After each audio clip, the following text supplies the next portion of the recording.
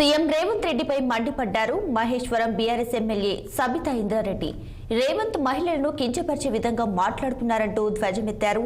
రేవంత్ మాటలు ప్రజలందరూ గమనిస్తున్నారని చెప్పారు. అయితే ముఖ్యమంత్రి పదవిలో ఉండి అటువంటి పదాజాలంతో మహిళలపై విమర్శలు చేయడం సరికాదని చెప్పారు. మీర్పేట్ బీఆర్ఎస్ కార్నర్ మీటింగ్ లో పాల్గొన్న సబిత కారు గుర్తుకి ఓటు వేసి చేవెళ్ల అభ్యర్థి కాసాని జ్ఞానేశ్వర్ను గెలిపించాలని ప్రజలను అభ్యర్థించారు. దేశవ్యాప్తంగా జరుగుతున్న పార్లమెంట్ ఎన్నికల్లో చేవెళ్ల పార్లమెంట్ అభ్యర్థిగా కాసాని జ్ఞానేశ్వర్ గారిని అత్యధిక మెజార్టీతో గెలిపించమని కోరుతూ ఇక్కడ కార్యక్రమాన్ని ఏర్పాటు చేయడం జరిగింది.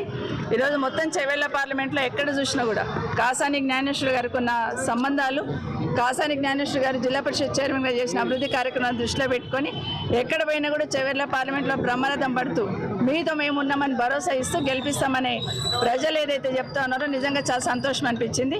కేసీఆర్ గారికి ప్రభుత్వం పోయి కాంగ్రెస్ ప్రభుత్వం వచ్చి 5 నెలలు అవుతున్నా రాష్ట్రంలో జరుగుతున్న కార్యక్రమాలన్నీ కూడా ప్రజలు గమనించున్నారు. గతంలో 10 ఏళ్ళు కేసీఆర్ గారి పాలన ఎట్లుంది, 5 సంవత్సరాల్లో ఎంత మార్పు జరిగిపోయింది, అయ్యో అనవసరంగా కేసీఆర్ గారిని బోడగొట్టుకున్నామనే బాధ ఈరోజు కింది స్థాయిలో రైతన్నల్లో, మహిళలలో అందరిలో ఈరోజు స్పష్టంగా కనిపిస్తూ ఉంది. గ్రామాలకు వెళ్తే కరెంటు లేక పంటలు ఎండిపోయి నీళ్లు తాగడానికి మిషన్ భగీరథ లాంటి నీళ్లు కూడా రాక అయ్యో కరెంటు పోయినప్పుడు అయ్యో కేసీఆర్ను కొట్టుకుంటామనే ఫీలింగ్ ఈరోజు ప్రజలలో స్పష్టంగా కనిపిస్తున్న విషయాన్ని ఒకసారి గుర్తు చేసుకుంటూ ఈ ఎన్నికల్లో ఇప్పుడున్న ప్రభుత్వం బాధ్యతగా పనిచేయాలంటే ఖచ్చితంగా వాళ్లకు కర్రు గార్చి వాత పెట్టాల్సిన అవసరం ఉంది.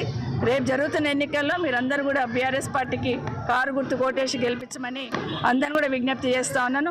ఈరోజు బీజేపీ కానీ కాంగ్రెస్ సంబంధించి కానీ బీజేపీ అభ్యర్థి కానీ కాంగ్రెస్ అభ్యర్థి కానీ చేవెళ్ల పార్లమెంట్లో గతంలో కేసీఆర్ గారు పంపించిన వాళ్ళు విశ్వేశ్వరరెడ్డి గారిని కేసీఆర్ గారు పంపించారు, ఇక్కడ ప్రజలందరూ గెలిపించి పంపించారు.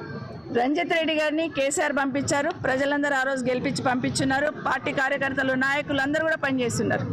కానీ ఈరోజు టికెట్ అనౌన్స్ చేసినాక ఏదైతే నమ్మక ద్రోహం చేస్తున్నారో ఖచ్చితంగా వాళ్ళకు ఒక లెసన్ టీచ్ చేయాలనే ఆలోచన ఇటు పార్టీ క్యాడర్కి కానీ పార్టీకి సంబంధించిన నాయకులకు కానీ ప్రజలు కూడా ఆలోచిస్తున్న సందర్భంలో ఒక మంచి వ్యక్తిని కాసాని జ్ఞానేశ్వర్ గారిని పంపించున్నారు.